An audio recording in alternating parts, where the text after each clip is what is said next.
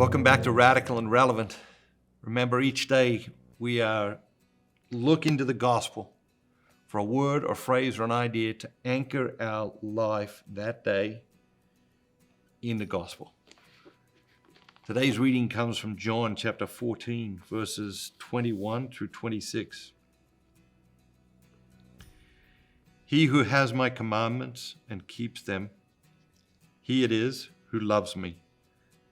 And he who loves me will be loved by my Father, and I will love him and manifest myself to him.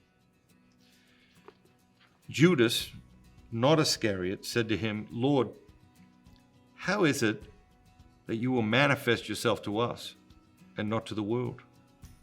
And Jesus answered him, if a man loves me, he will keep my word, and my Father will love him, and we will come to him and make our home with him. He who does not love me does not keep my words, and the word which you hear is not mine, but the Father's who sent me.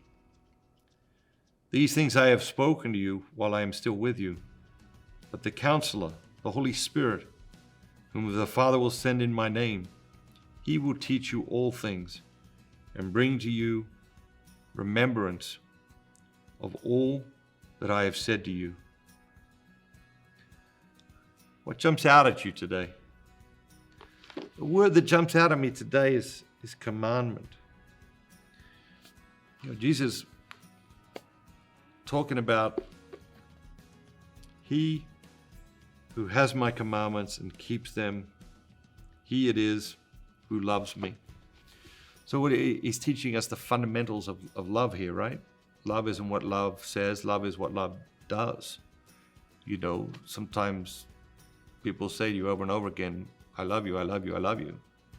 But then all of their actions say, I don't love you, I don't love you, I don't love you.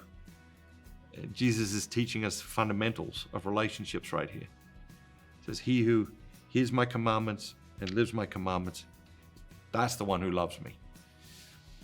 But the thing that struck me as I was reading this, just the word commandments, what came to my mind was the idea that we live in a troubled time. We live in a tortured time.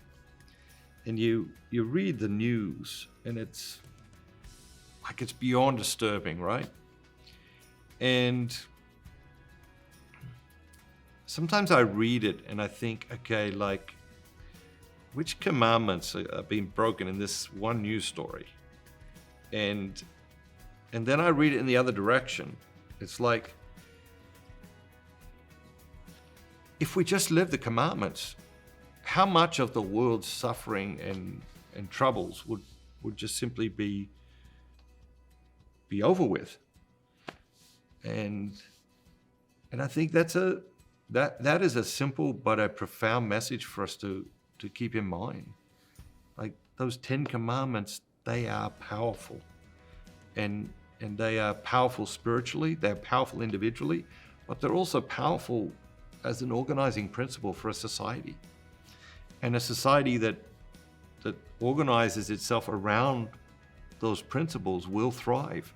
And a society that neglects those principles or rejects those commandments is headed for disaster and catastrophe. And we see that playing out in our own lives when we reject the commandments. We see that playing out in our own families when we reject the commandments. And we see that playing out in our society that sadly and tragically appears to be rejecting the commandments on an ever-increasing basis every day.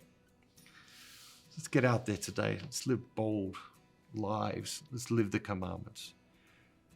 And remember, don't just be yourself. Be the very best version of yourself, all that God created you to be.